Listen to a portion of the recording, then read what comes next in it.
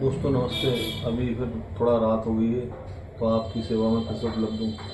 दोस्तों आपसे यही निवेदन रहता है हमेशा कि भगवान को याद करने के लिए, प्रभु को याद करने के लिए सुबह ब्रह्म मुहूर्त के टाइम जरूर आप टाइम निकालिए और पूजन पाठ जरूर कीजिए। प्रभु के आशीर्वाद से ही हम लोगों का जीवन आगे बढ़ता है। जीवन में अगर सही आपको राह देखनी है तो प्रभु के आशीर्वाद से ही दिखेगी।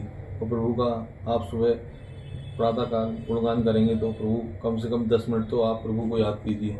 प्रभु को याद करने से बहुत सारी चीज़ों का हल और समस्या का हल होता है। कभी भी कोई दिक्कत हो तो आप भगवान का 10 मिनट का मौन आँख बंद कर रख लीजिए। आप देखिए जीवन में आपको हमेशा आगे तरक्की और विकास के लिए हमेशा राह खुलेगी।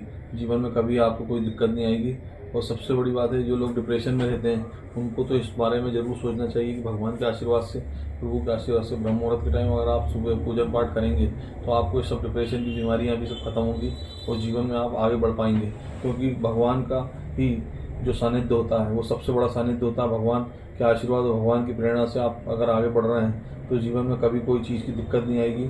और ये सब जो बीमारियाँ होती हैं जीवन में, कभी इन सब चीज़ों का आप पर कोई प्रभाव नहीं पड़ेगा। तो जीवन में अगर आगे बढ़ना है तो प्रभु का आशीर्वाद दीजिए, प्रभु को याद कीजिए।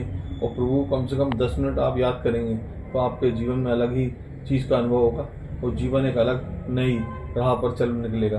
तो दोस्तों आपसे यही निवेदन है। और हमेशा मेरा सुबह आपसे प्रातःकाल ब्रह्म मुहूर्त के टाइम पूजन के लिए हमेशा निवेदन रहता है और अभी भी यही निवेदन है कि आप प्रभु को जरूर याद कीजिए। प्रभु ही जो राह दिखाते हैं वही सच्ची राह होती है। और जीवन हमेशा संघर्ष से आगे निकल कर आप अपनी राह की ओर निकल पड़ेंगे। दोस्तों आज शाम के लिए इतना ही। कल सुबह प्रातःकाल ब्रह्म मुहूर्त के बाद, सुबह ब्रह्म मुहूर्त की पूजन के बाद फिर से मुलाकात होगी।